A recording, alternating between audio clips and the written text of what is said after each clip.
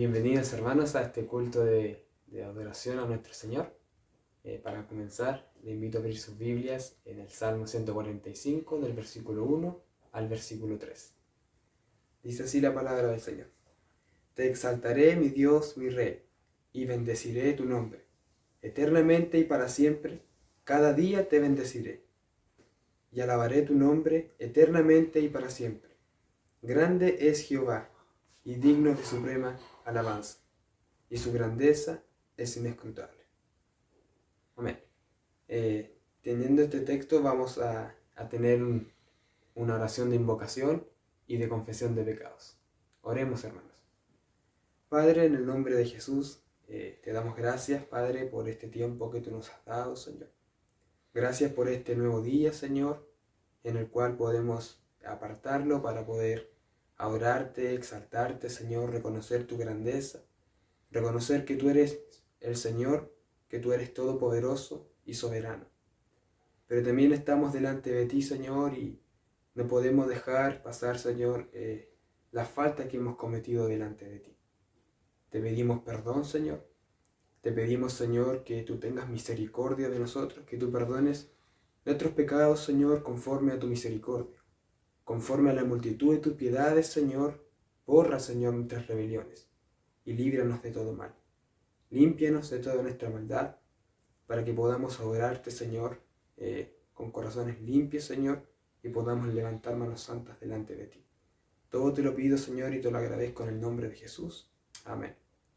A continuación, hermanos, vamos a pasar a tener un momento de alabanza, así que les invito a que con alegría y con gozo podamos adorar a nuestro Señor.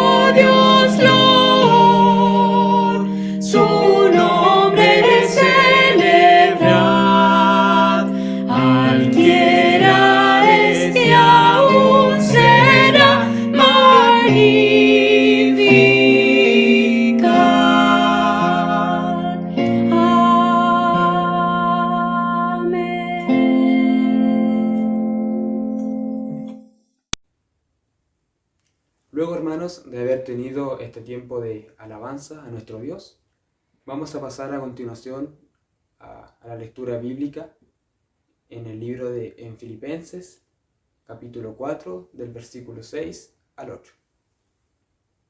Dice: Por nada estéis afanosos, si no sean conocidas vuestras peticiones delante de Dios, en toda oración y ruego con acción de gracias.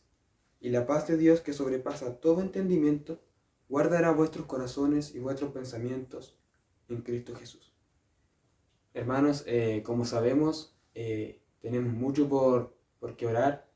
Hay muchos hermanos enfermos, muchos hermanos que han perdido su trabajo debido a la pandemia, y muchos hermanos que han sido tocados por este virus. Así que vamos a tener este tiempo de oración por la intercesión. Señor, en el nombre de Jesús, seguimos delante de ti. Te hemos adorado, Señor. Hemos invocado tu nombre, Señor. Hemos pedido perdón por nuestros pecados. Pero oramos, Padre Santo, también los unos por los otros, Señor. Te pedimos, Padre, por aquellas personas que están enfermas, Señor. Por aquellas personas, Señor, que necesitan de ti, Señor. Por aquellas personas que han perdido su trabajo, Señor. Aquellas personas, Señor, que tienen problemas espirituales, físicos, Señor, y mental. Para que tú seas con cada uno de ellos, fortaleciéndolos, dirigiéndolos, Señor, ayudándoles, Señor, y sosteniéndolos, Señor, en su día a día, Señor. Ten misericordia, Señor, de tu iglesia. Ayúdanos, Dios, a poder estar firmes en ti, Señor. Te necesitamos, Señor, y te rogamos que tengas compasión de nosotros, Señor, y tú puedas suplir nuestras necesidades según tu voluntad, Señor, y no la nuestra. Todo te lo pedimos en el nombre de Jesús. Amén. A continuación vamos a tener otra lectura bíblica en la segunda carta de Pablo a los Corintios, en el capítulo 9, del versículo 7 al 8. Dice así la palabra del Señor. Cada uno dé como propuso en su corazón, no con tristeza, ni por necesidad, porque Dios ama al dador alegre, y poderoso es Dios para hacer que abunde en vosotros toda gracia, a fin de que teniendo siempre todas las cosas, todo lo suficiente, abundéis para toda buena obra. Vamos a orar al Señor por las ofrendas. Ya se han dispuesto todos los medios para que podamos ofrendar y diezmar. Está la cuenta de la iglesia a la cual nosotros podemos hacer la transferencia. Oremos al Señor por las ofrendas. Señor, en el nombre de Jesús estamos delante de ti. Padre Santo, venimos a ti, Señor, agradecidos, Señor, por todas las cosas que tú nos das, Señor. Gracias, Señor, porque tú nos das más de lo que merecemos, Señor. Gracias porque tú pones el pan diario, Señor, en nuestra mesa. Gracias porque tú provees todo lo suficiente, todo lo necesario para nuestras vidas, Señor. Y en gratitud, Señor, llevamos a tus pies, Señor, todo lo que tú nos has dado, Señor. Gracias porque tú nos permites ofrendar. Gracias porque tú, Señor, de lo de tu mano nosotros te damos, Padre Santo. De lo que tú nos das, nosotros en gratitud y en adoración te lo damos a ti, Padre Santo, porque todas las cosas te pertenecen a ti. Gracias, Padre, por tu misericordia. Gracias, Señor, por tu bondad. En el nombre de Jesús. Amén. A continuación, hermanos, vamos a tener otro tiempo de alabanza dirigido por el coro de la iglesia.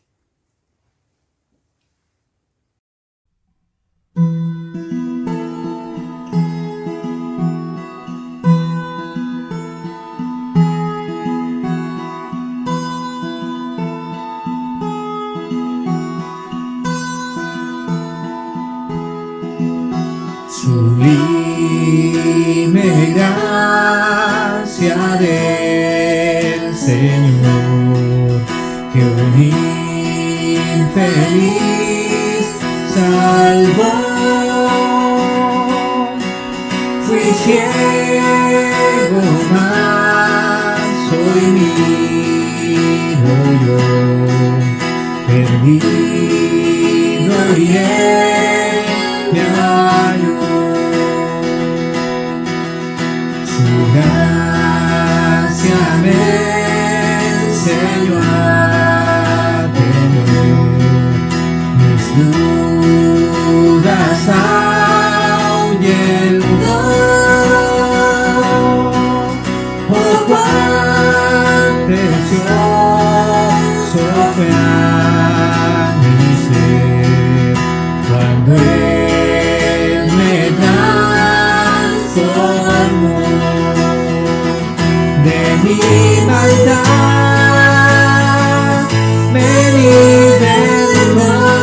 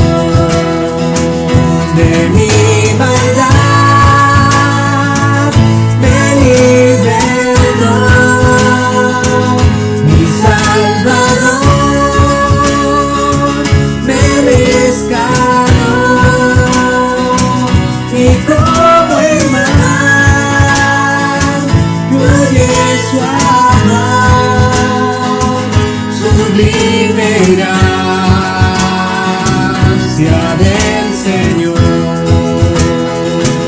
de mi maldad me libertó, mi Salvador me rescató, y como el mar fluye su amor, sublime gracia del Señor.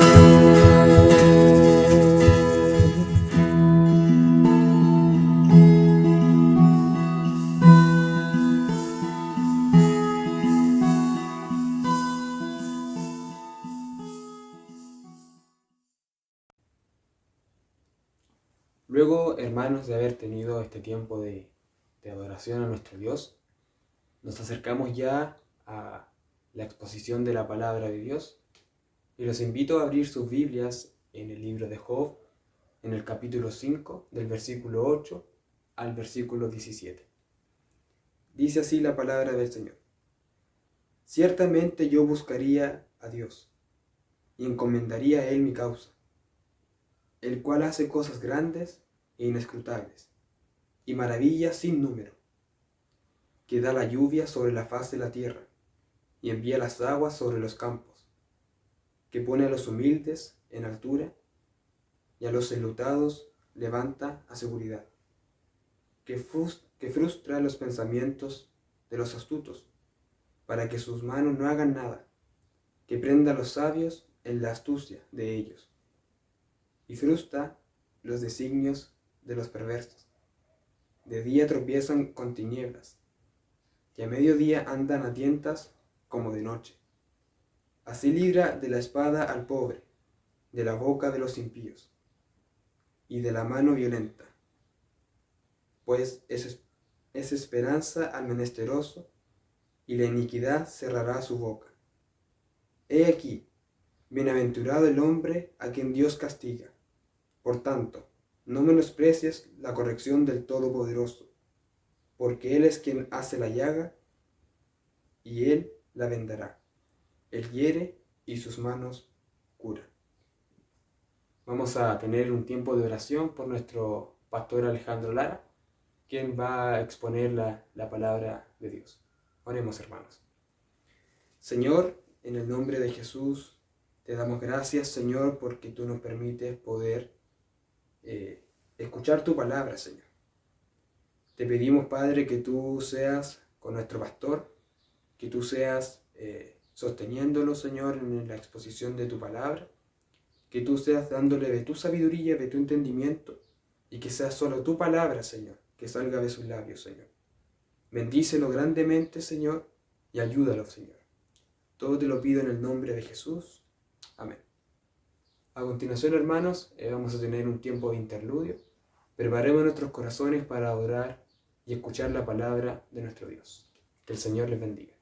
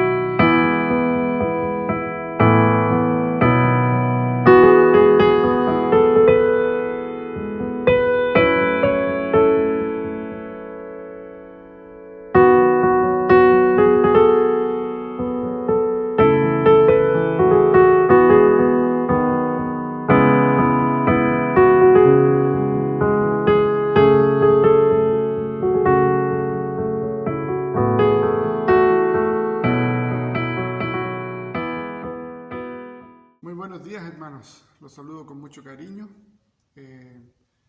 deseando que el Señor sea bendiciendo este tiempo en el cual nos volvemos a reunir. Les invito a orar antes de comenzar con la predicación de la palabra. Querido Dios, gracias por la oportunidad nuevamente que tú nos brindas de poder juntarnos, reunirnos, tener comunión a través de la tecnología. Bendice este culto como ya lo has hecho hasta el momento. Bendice la predicación de tu palabra y que cada palabra que salga de mi boca sea guiada por tu Espíritu y que tú dispongas nuestros corazones a oírla y a hacer lo que ella nos enseña en el día de hoy. En el nombre de Jesús.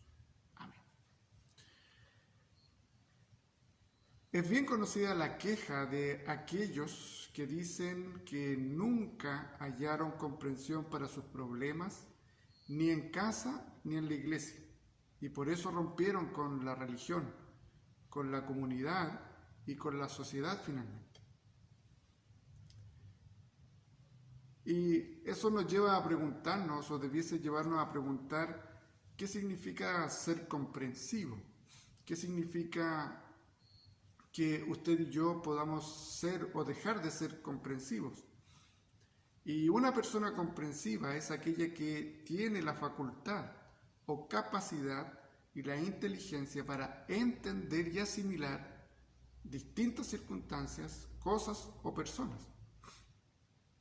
Se trata de poseer una actitud de tolerancia y entendimiento ante los actos y sentimientos ajenos. Por lo tanto, una persona comprensiva es alguien que tiene la capacidad de entender, de comprender, ¿cierto? Las distintas circunstancias en las que nos podamos estar desenvolviendo, y además tiene una actitud de tolerancia hacia esa persona según lo que está viviendo o pasando. Entonces la pregunta que surge rápidamente es: ¿cuántos de los problemas que tenemos como familia, como iglesia, incluso como sociedad, podrían resolverse o podrían haberse resuelto si nuestros consejos o nuestras palabras fuesen pertinentes?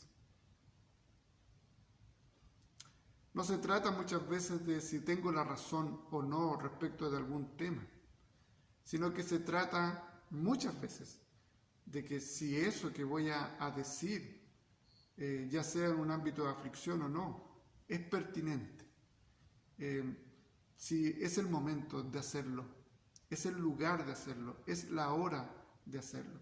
Y eso es un poco lo que nos invita el texto de hoy. Nosotros hoy vamos a pasar por prácticamente 3 capítulos. Capítulo 4, capítulo 5, capítulo 6 del libro de Job. Así que les pido que vamos a tener un poquito de paciencia, vamos a tratar de ir lo más rápido posible, pero que nos podamos concentrar en lo que esto significa. Entonces hoy veremos cómo tratar de manera comprensiva a nuestros hermanos en las aflicciones, en el sufrimiento. El título de hoy es amigo número 1, lo que yo haría. Amigo número 1, lo que yo haría. Ese es el título de hoy. ¿Por qué? Porque hoy entramos a esta escena donde hay diálogo, ¿cierto? Hemos visto que hubo diálogo entre Dios y Satanás. Hemos visto que existe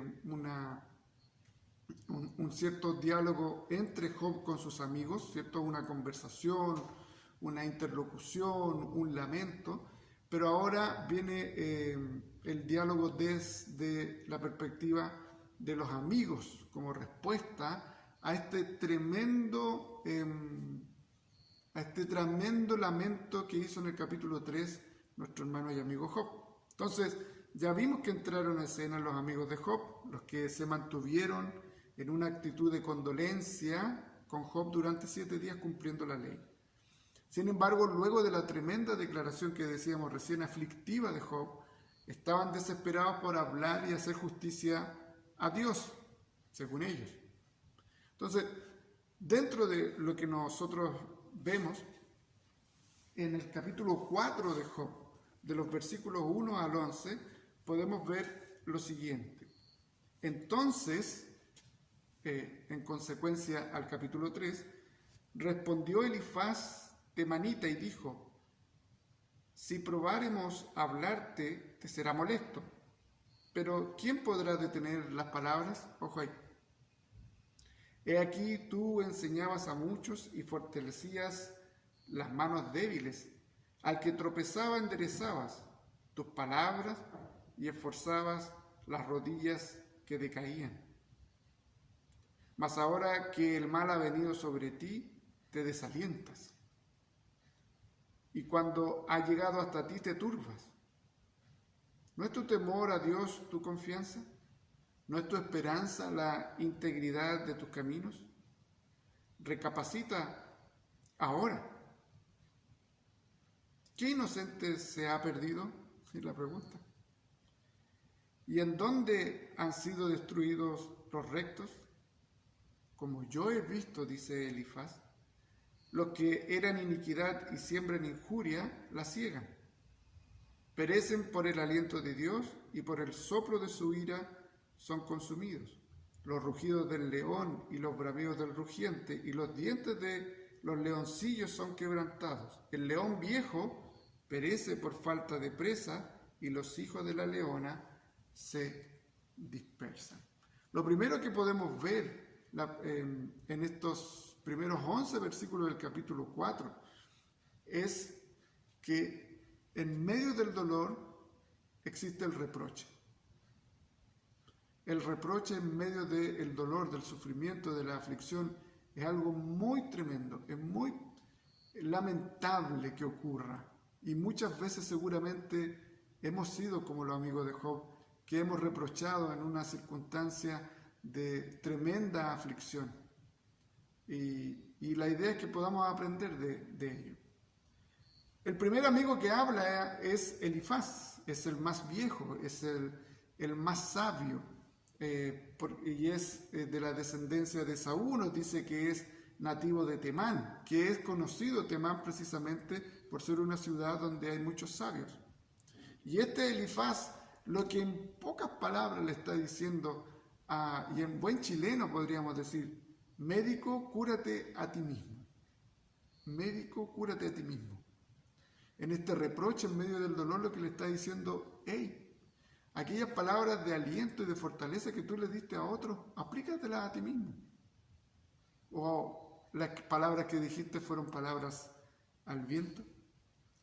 Elifaz no lo llama a buscar refugio en la misericordia de Dios, sino que lo instan constantemente, y esto ustedes se van a dar cuenta, a que analice su conducta y que se refugie básicamente en ella, o sea, una teología y una doctrina de las obras para la justicia, para la salvación. Las buenas obras son la base de la fe de Elifaz. Y ya ahí nosotros tenemos algún problema, como nosotros tenemos la revelación completa, en esta revelación progresiva, nosotros sabemos que la justicia no es por obras. Y nosotros sabemos también qué es lo que hay detrás de toda esta calamidad que está viviendo Job. Elifaz no lo sabía, pero su interpretación, su cosmovisión y su mala teología le está llevando a dar malos consejos en un momento que no correspondía. La propia autojusticia es la base de la seguridad de Elifaz y de su felicidad. Y eso hace que reproche precisamente a Job y le diga que se cure a sí mismo, que se aplique sus propios consejos. Por otra parte, en esta misma idea de reprochando en medio del dolor, lo que le está diciendo, mira, como pecas pagas, simplemente, como pecas pagas. Versículo del 6 al 11 nos habla de ello. No es tu temor a Dios tu confianza, no es tu esperanza la integridad de tus caminos. Recapacita ahora, ¿qué inocente se ha perdido? Como pecas pagas. Está usando básicamente aquí Elifaz en estos siguientes versículos, como yo he visto, dice los que harán iniquidad y siembran injuria, la ciegan, perecen por el aliento de Dios y por el soplo de su ira son consumidos. ¿Qué es lo que está haciendo Elifaz? Aplicando una figura ilustrativa de la agricultura. la idea de la siembra y la cosecha. Entonces lo que está diciendo, mira, reflexiona en esto, en medio del dolor, en medio de la aflicción, en medio de todo el lamento de Job. Le está diciendo, mira, como pecas, pagas. Un hombre verdaderamente bueno como tú te consideras, Job, no sufre lo que tú estás sufriendo. Ese es el enrostramiento que está teniendo Elifaz para con su amigo. No eres bueno, entonces. Por eso sufres. Porque no eres bueno, por eso sufres. Entonces, constantemente Elifaz es un yo-yo y quiere que lo mire a él como un ejemplo. Entonces es como queriendo decirle, mírame, yo sí que soy bueno porque yo estoy bien, no estoy como tú. Yo he llevado bien la justicia y he hecho bien las cosas. Y yo, como he hecho bien las cosas, lo que estoy cosechando hoy son cosas buenas. Tú no.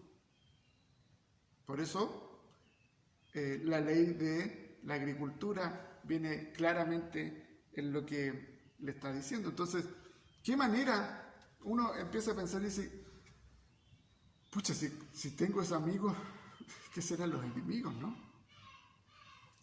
Entonces, el reproche en medio del dolor, el reproche colocándote incluso tú como un modelo de justicia, el reproche diciendo, bueno, tú ayudaste a otros, ahora a otros ayudaste a levantar su fe, a otros ayudaste a salir adelante espiritualmente. Bueno, esa misma fe es la que tú tienes que accionar cuando uno está sufriendo, cuando uno está en dolor.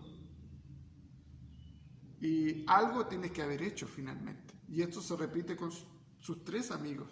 Algo tienes que haber hecho para que estés sufriendo de esta manera. Entonces, a lo mejor a usted le ha pasado que está pasando por una circunstancia, ya sea de salud o de cualquier otra aflicción. Y lo primero que nosotros hacemos, que estamos por fuera, externos, en vez de oír, en vez de escuchar y rogar a Dios por misericordia, empezamos a enrostrar las posibilidades de pecado en tu vida y las posibilidades de mal que te hayan llevado a que tú seas el responsable de aquellas cosas que te están sucediendo. Y esas cosas nosotros tenemos que aprender a cambiar.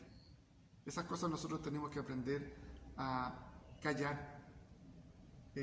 Nosotros tenemos que aprender a escuchar, tenemos que aprender a callar en los momentos precisos, en los momentos sobre todo de dolor, de aflicción. Ya habrá algún momento para poder hacerlo. Entonces, a tener cuidado de enrostrar en el momento de dolor, a tener cuidado de reprochar en el momento de dolor y de esta forma, en vez de alentar, fortalecer, sacarlo de esa agonía, de esa angustia, hundirlo aún más. En segundo lugar, nosotros podemos ver que no solo el enrostrar, no solo el reprochar en medio del dolor es un problema, sino que la mala instrucción en la aflicción es otro problema que tenemos. Lo primero que estamos haciendo es identificar nuestros problemas para después ver qué es lo que sí tenemos que hacer en medio de una aflicción. Una mala instrucción en la aflicción nos puede llevar a quien estamos, entre comillas, instruyendo, nos puede llevar a que esta persona tome decisiones incluso en base a esas instrucciones erradas. Decisiones espirituales, decisiones emocionales, sentimentales, relacionales, laborales, etc. Por lo tanto, nosotros tenemos que tener cuidado con la mala instrucción, de entregar una mala instrucción, una mala enseñanza en medio del dolor. ¿Y cuándo usted y yo podemos entregar una mala instrucción, una mala enseñanza? Cuando nuestra comprensión de las cosas es limitada y cuando nuestra comprensión de las cosas está errada respecto del conocimiento de Dios, por ejemplo. Entonces, en ese contexto, Mire lo que dice el capítulo 5, versículo 1 al 7. Ahora pues, da voces, le dice. ¿Habrá quien te responda? ¿Y a cuál de los santos te volverás? Es cierto que al necio lo mata la ira y al codicioso lo consume la envidia. Mire cómo va subliminalmente Elifaz. Yo creo que a lo mejor Elifaz tenía algo que decirle de hace tiempo, al parecer, a Job.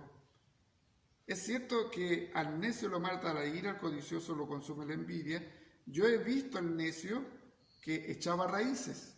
Mire cómo lo está tratando. Y a la misma hora maldije su habitación. Sus hijos estarán lejos de la seguridad, en la puerta serán quebrantados y no habrá quien los libre.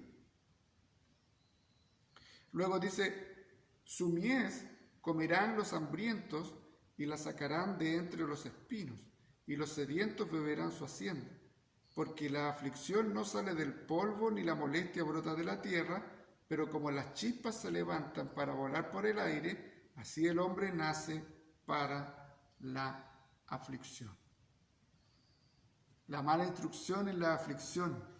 En primer lugar, lo que le está diciendo, tu necedad te tiene así, Job. Eres necio. ¿Qué significa necio? Es alguien que insiste en sus propios errores y se aferra a sus ideas o posturas equivocadas, demostrando con ello poca inteligencia versus alguien comprensivo. Entonces le dice, tú eres necio, ahora clama. Dice, ¿y quién te va a responder? Da voces, ¿y quién te va a responder? Estamos nosotros solamente. ¿Y a cuál de los santos te volverás? O otra traducción, ¿a cuál de los dioses te volverás? Como queriendo decir, si ya por tu pecado desechaste a Dios, ¿a qué otro Dios te podrás volver? ¿Quién te podrá escuchar? ¿Quién te podrá atender? ¿Quién te podrá echar una manito?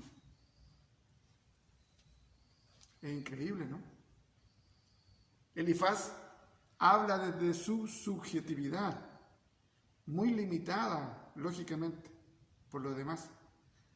Pero lo más complejo es que muestra una tremenda insensibilidad frente a la pérdida, frente al dolor de Job y particularmente frente a la pérdida de sus hijos. Y para él, las aflicciones, para Elifaz, las aflicciones son juicios de Dios que son importantes para nosotros para poder corregir nuestro camino. Sus hijos estarán lejos de la seguridad. ¿Se dan cuenta como que le quiere decir algo, pero no se lo dice, sino que se lo dice en una forma poética? Yo he visto, yo he escuchado, es cierto que al necio lo mata la ira, lo trata de necio, alguien iracundo lo trata de codicioso, de envidioso, que echó raíces, pero que él maldijo su habitación, ¿cierto? Que sus hijos no estarán seguros, siendo que todo lo que vimos en el capítulo 1 y capítulo 2, de lo que él hacía por sus hijos. Entonces, una mala instrucción en la aflicción es fatal. Y muchas veces a nosotros nos han dicho necios en medio del dolor. Usted a lo mejor, yo hemos expresado algunas palabras que hacen ver a la persona en que por tus errores tú estás en esta circunstancia, por la acumulación de tus errores. El problema no es decirlo, porque puede ser mucho de los sufrimientos que usted y yo tenemos, es por nuestro pecado y por nuestros errores. La situación es cuándo, cómo y dónde lo decimos. Ahí está el punto. Por otra parte, le dice Elifaz en los versículos 8 al 16, mira, como eres necio y no estás entendiendo y no estás aprendiendo, nosotros creíamos que tú eras alguien más importante, que eras un poco más inteligente, pero como eres necio, mira, aprende de mí. Mírame a mí, aprende de mí. Versículo 8 al 16. Ciertamente, dice, yo buscaría a Dios y encomendaría a Él mi causa, el cual hace cosas grandes e inescrutables y maravillas sin número, que da la lluvia sobre la faz de la tierra y envía las aguas sobre los campos, que pone a los humildes en altura y a los enlutados levanta a seguridad, que frustra los pensamientos de los astutos, para que sus manos no hagan nada, que prende a los sabios en la astucia de ellos y frustra los designios de los perversos. De día tropiezan con tinieblas y a mediodía andan a tientas como de noche. Así libra de la espada al pobre, de la boca de los impíos y de la mano violenta. Pues es esperanza al menesteroso y la iniquidad cerrará su boca.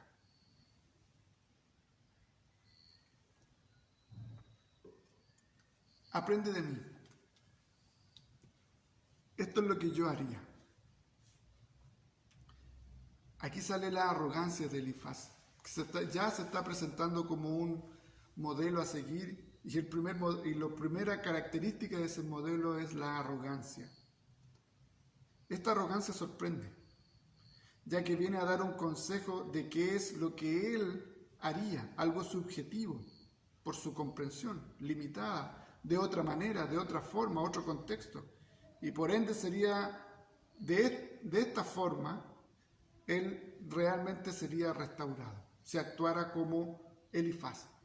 ¿Y qué es lo que haría Elifaz? Dice, entregaría mi causa a Dios.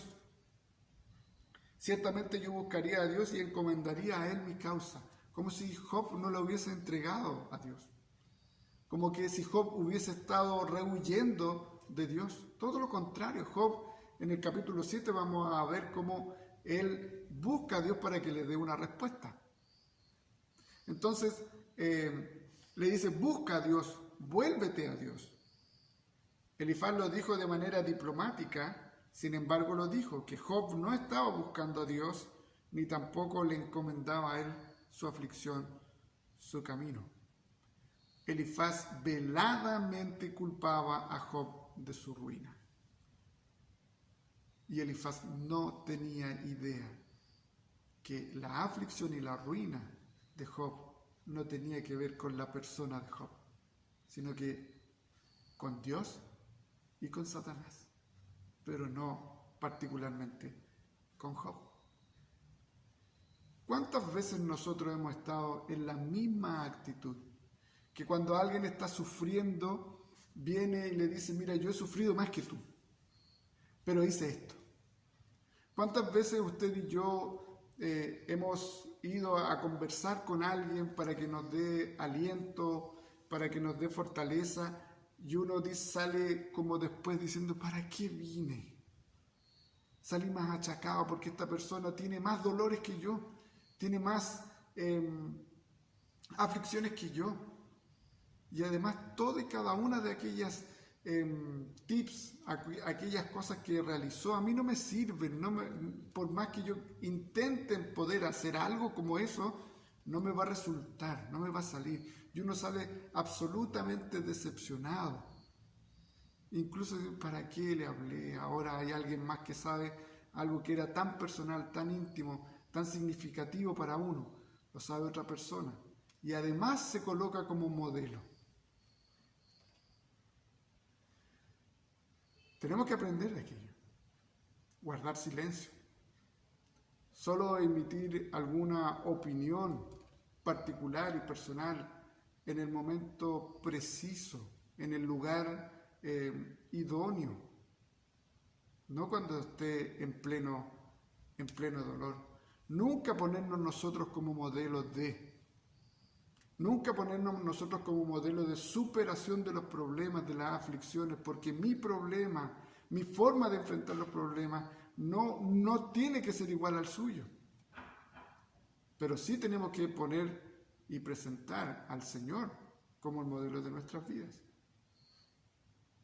Entonces, en vez de decir aprende de mí, decir aprende de Cristo, como Él sufrió y como Él enfrentó el sufrimiento.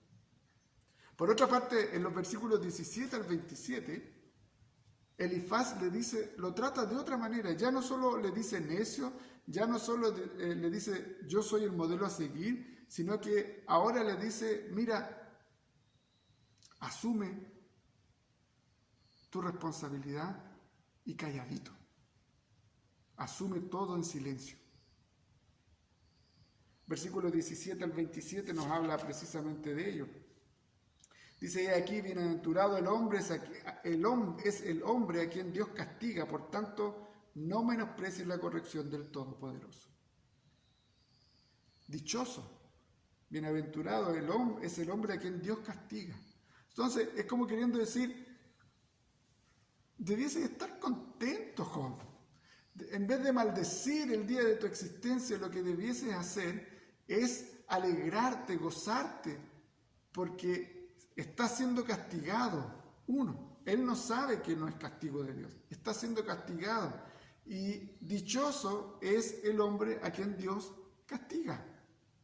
Entonces debieses estar feliz, debieses estar contento. Y uno pudiese decir, pero ¿por qué debiese estar feliz y contento? Si en la comprensión lógica es que si me están castigando es porque hice algo malo. Y Job lo que quiere saber es qué es lo malo que hizo para entender ese castigo y asumirlo de alguna manera, ¿no? Entonces, en vez de alivianar el dolor, lo único que está haciendo es echándole más leña al fuego, Elifaz. Asume todo en silencio, ¿ah? Asume y siéntete dichoso. Siéntete feliz, por tanto no menosprecies la corrección del Todopoderoso. Dios a quien ama castiga, decimos, ¿cierto? Y hay una palabra que nosotros decimos constantemente cuando hay alguien en aflicción que tiene que ver con esto. Siempre hay un propósito detrás de la aflicción. Con ese lo matamos, con ese prácticamente lo liquidamos al hermano, a la persona. Sobre todo aquí Job, que no sabía cuál era el propósito, porque él no entendía de que era un castigo como lo entendía Elifaz. Él como que presentía de que había otra cosa detrás de él. Pero no nos vamos a adelantar. Dios castiga, Dios disciplina a los que se han apartado, a los que se han portado mal, dice Elifaz. Esa era su comprensión doctrinal, esa era su comprensión de Dios. La mala doctrina de Elifaz nuevamente respecto de la justicia por las obras. Por lo tanto, asume tu pecado, le dice a Job, confiésalo, arrepiéntete y por ende vivirás. Es casi como la esposa de Job. Aún mantienes tu integridad, maldice a Dios y muérete. Aquí como queriendo decir, mira, deja tu molestia, confiesa tu pecado, arrepiéntete y el Señor te salvará. Entonces, es compleja la circunstancia que enfrenta con el primer amigo, el más sabio se supone, en todos los argumentos que les da Elifaz para responder a este lamento en el capítulo 3. ¿Y sabe qué? Job, siendo un hombre muy sabio, muy inteligente, muy espiritual, muy piadoso, no encontró una respuesta espiritual frente a los argumentos que Elifaz le daba. Y no solo esto le trajo mayor dolor, mayor agonía, mayor angustia, sino que lo que hace es provocar en Job una tremenda respuesta a Elifaz, aún en medio del dolor. Entonces, en el capítulo 6 del completo, nosotros podemos ver cómo Job responde a sus amigos. A preguntas necias decimos respuestas tontas o aún más necias, pero a cuestionamientos y a preguntas necias subjetivas, malintencionadas en algunos casos, malentendidas, producto de la mala interpretación, el mal entender la soberanía de este Dios todopoderoso, lo lleva a Job precisamente a dar una respuesta con argumentos sumamente fuertes y sólidos a su amigo. Y en primer lugar, en este Job que responde a sus amigos, le dice, mira, Elifaz, seguramente los demás estaban ahí. Entiende, mi dolor es el que habla por mí. Versículo 1 al 7. Dice, respondió entonces Job y dijo, oh, que pesasen justamente mi queja y mi tormento y se alzasen igualmente en balanza, porque pesarían ahora más que la arena del mar. Por eso mis palabras han sido precipitadas, porque las saetas del Todopoderoso están en mí, cuyo veneno bebe mi espíritu, y terrores de Dios me combaten. Sigue manifestando este dolor, este sufrimiento. Job, ¿acaso gime el asno montés junto a la hierba? ¿Muge el buey junto a su pasto?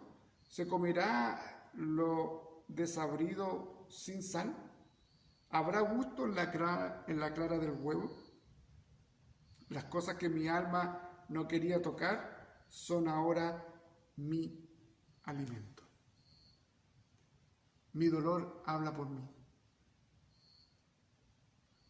Las imprudentes declaraciones de Job respecto de querer morir son producto de su aflicción física y psicológica.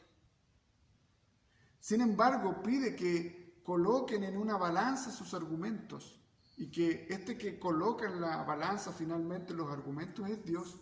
Pero a quien lo está interpelando, que es Elifaz, le dice: coloca en una balanza mis argumentos.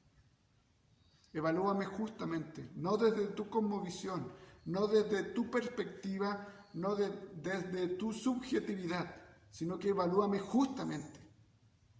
Y evaluar justamente a alguien, dar argumentos justos a alguien, tiene que ver con dar argumentos de Dios, porque el único justo es Dios.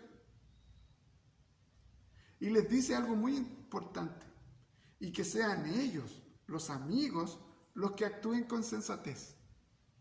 Ya que si él está reconociendo que sus palabras han sido precipitadas, o sea, que no han sido pensadas profundamente, que no han sido medidas profundamente, producto del dolor, no lo tomen, lo que yo estoy diciendo, producto del dolor, no lo tomen con profundidad, con mayor profundidad. No me juzguen por el dolor, no me juzguen porque hablo por medio del dolor. No me juzguen porque grito, no me juzguen porque manifiesto una queja producto de mi dolor. Júzguenme por quien soy. Es básicamente lo que le está diciendo. Por eso póngame en la balanza. Ustedes sean los sensatos, ustedes que no están pasando por esta aflicción, por este dolor, que no tienen esta enfermedad, júzguenme sensatamente. Un buen llamado de atención. ¿Muge el buey junto a su pasto? Job insistía en que tenía razón para su pena. El asno no gime y el buey no muge cuando tiene suficiente comida. Está contento, está tranquilo, ¿cierto? Es la misma analogía. Job no se queja sin razón. El gemido siempre es evidencia de un deseo. El asno salvaje no gime cuando tiene pasto, tampoco lo hace el buey cuando tiene su forraje. No gime de hambre. Aquí se lamentaba Job por el dolor, por el sufrimiento, por esas llagas, ese síndrome de Job. Tenía todo como para quejarse, para lamentarse, incluso para maldecir. Y lo que él necesitaba era palabras de fortaleza, palabras de aliento, y no que le vengan a decir necio, no que le vengan a decir: mírame, yo sí que soy justo, tú no eres justo. Tú estás viviendo esto y estás pagando producto de tu pecado.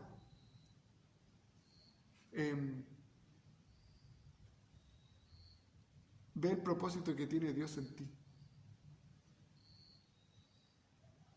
Eso es lo que está pasando con Job en su respuesta. Mi dolor habla por mí. Júzguenme ustedes con sensatez. Por otra parte, les dice en el versículo 8 al 13 del capítulo 6: ay de mí, ¿quién me librara de esta circunstancia? Si ustedes se dan cuenta, versículo 8: ¿quién me diera que viniese mi petición y que me otorgase Dios lo que anhelo? ¿Qué es lo que anhela Job? Morir, para escapar de ese dolor. Ay de mí, necesito que me libren de esta circunstancia.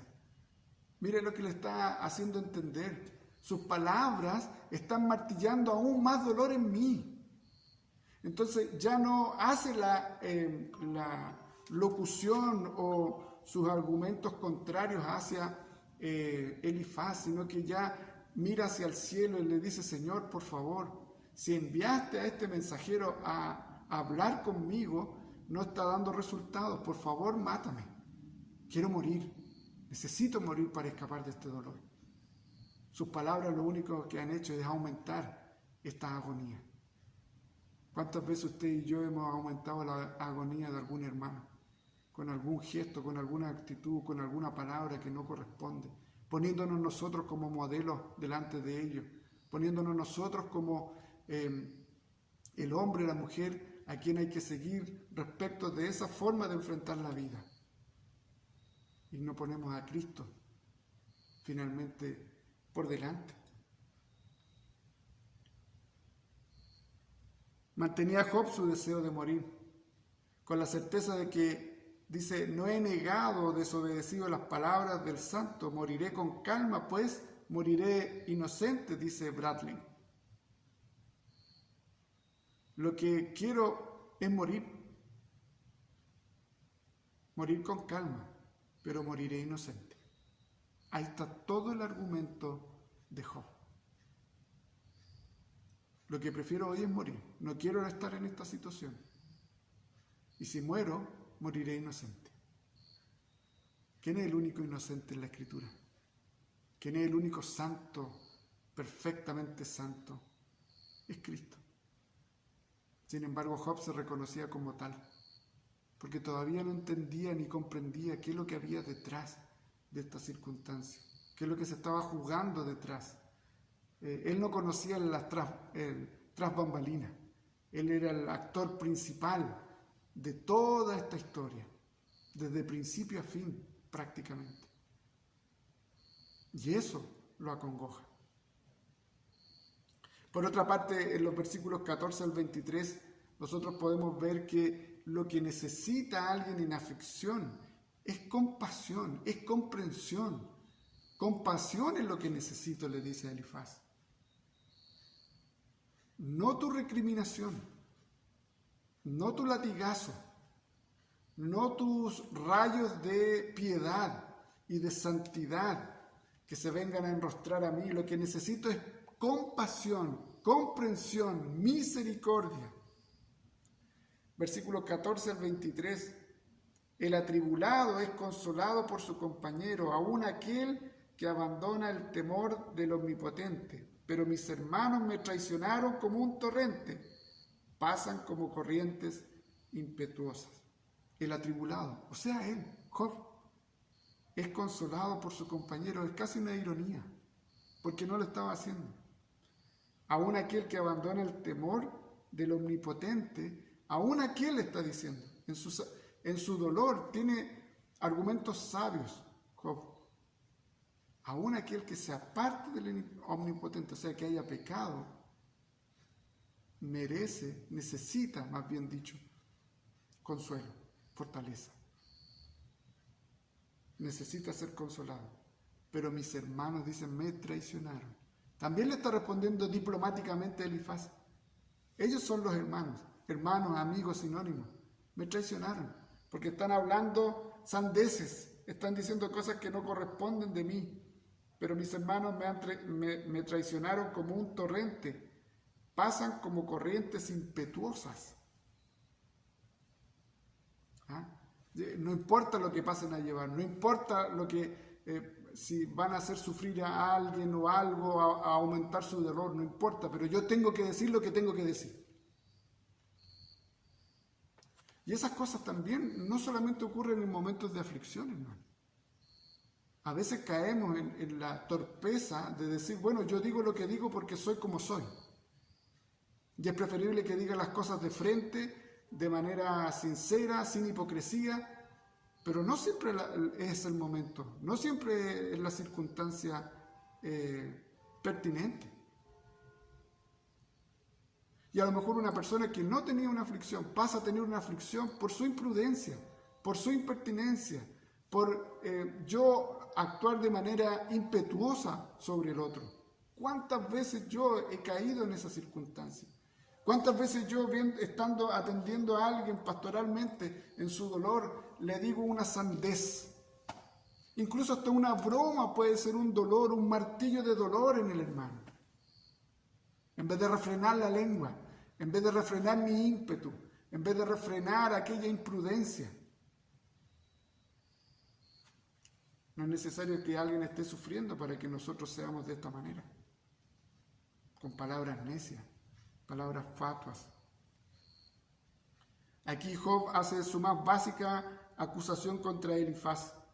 Deberían mostrarme bondad, incluso si fuera verdad que he abandonado el temor de Dios.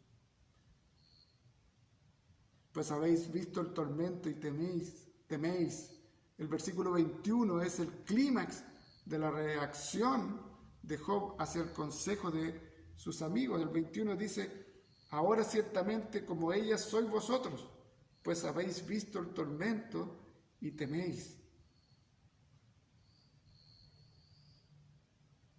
Mire cómo lo trata ahora. Versículo 22.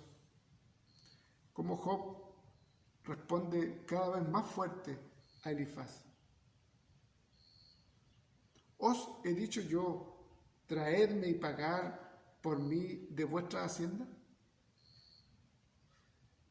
Como queriendo decir, yo les he pedido ayuda para que vengan a cubrir mis gastos materiales. ¿Librarme de la mano del opresor y redimirme del poder de los violentos? ¿Vine yo a que viniesen a hacer guardia o viniesen a tomar la justicia por sus manos de aquellos que hicieron mal conmigo? Versículo 24. Enseñadme y yo callaré. Esa es la otra actitud que nosotros debemos tener al enfrentar un tema de dolor y de aflicción. Entender que muchas veces el dolor es el que habla por la persona, que la aflicción es la que está hablando y no necesariamente la persona en sí, de que hay que buscar y procurar darle de nuestra parte a la persona en dolor y aflicción la posibilidad de que seamos un bálsamo para sus vidas, no un martillo más de dolor. Ser compasivos con ellos, ser comprensivos con ellos. Aunque queramos decirle, no, está equivocado, ser compasivo, comprensivo y callar. Y por último, mostrar el error, pero con amor. Cuando sea el momento y cuando sea la circunstancia. Las palabras enseñadme, hacedme, que reprende la censura vuestra y censurar, todas son demandas por evidencias y pruebas. Lo que está pidiendo en el versículo 24, enseñadme y yo callaré, hacerme entender en qué he errado, lo que está pidiendo son pruebas, evidencias, en qué él está mal para recibir ese castigo. Esto es como que Job se voltea a Elifaz y le dice: tú dices que estoy sufriendo por pecado, pero nunca señalaste nada específicamente. Tú estás suponiendo de que yo he pecado y que por eso estoy sufriendo, por eso estoy en esta calamidad, pero nunca me has dicho en qué he pecado. Lo enrostra Job a Elifaz fuertemente. Entonces, como queriendo decir, bueno, dime cuál es mi pecado, para entenderlo, para comprenderlo, para corregirlo seguramente, para pedir perdón. Enséñame y dime cuál es mi pecado. Pero hasta que lo hagas, no hay prueba para tu argumento. Y no me hagas sufrir más. Qué increíble. Como aún en medio del dolor Job se mantiene íntegro. Y esa integridad es la que hace responder a la insensatez, a la necedad. Porque ¿quién era necio? Finalmente era Elifaz.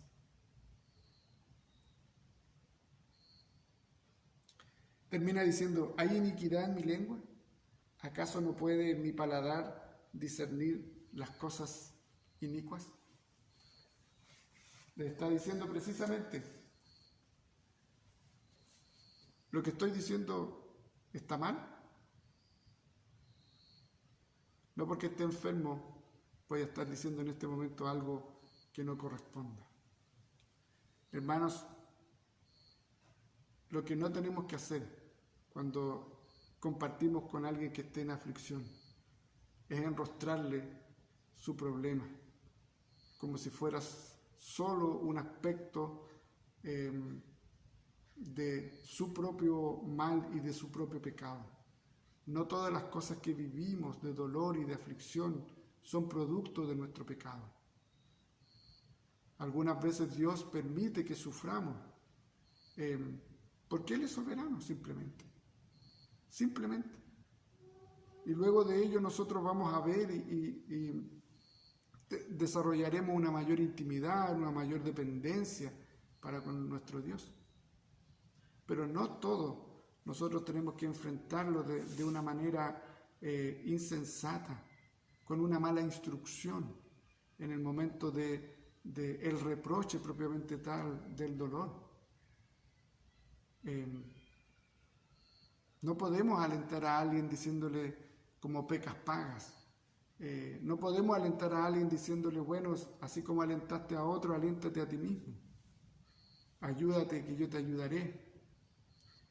No le podemos decir a alguien que es necio, que por su necedad está en esa circunstancia. No le podemos decir a alguien, mira, sígueme a mí, yo sé cómo se resuelven las cosas. No podemos decirle a alguien, asume tu responsabilidad, si no sabemos qué es lo que ha llevado a esta circunstancia. Al Señor Jesucristo, frente a una persona que nació con discapacidad, le dicen, bueno, ¿quién pecó? Porque de sus padres. Porque asumían precisamente de que la realidad del dolor y del sufrimiento y de esta discapacidad es producto de un castigo por el pecado de los padres. Y el Señor le dice que no han pecado los padres. Solo es la voluntad soberana de Dios de que Él haya nacido de esa manera. Cuando el apóstol Pablo, en uno de sus viajes, se encuentra con una serpiente que lo muerde, ¿cierto? Y todos pensaban que, como tienen la cosmovisión, ¿verdad?, de que va a morir producto de esta mordedura, pero esa mordedura, esa serpiente y esa posibilidad de muerte tiene que ver con un castigo. Entonces esperaban de que Pablo muriera. Esperaban, lo sensato, lo lógico era que si era mordido por una serpiente tenía que morir, se hinchaba y tenía que morir. ¿Y por qué iba a morir? ¿Cuál era la razón de que él muriera de esa manera? Algo tiene que haber hecho. Sin embargo, no murió. Sin embargo, se sanó. ¿Y qué es lo que dijeron? En un momento lo tenían en el suelo y como no murió, ahora lo consideraban un Dios. Así somos los seres humanos.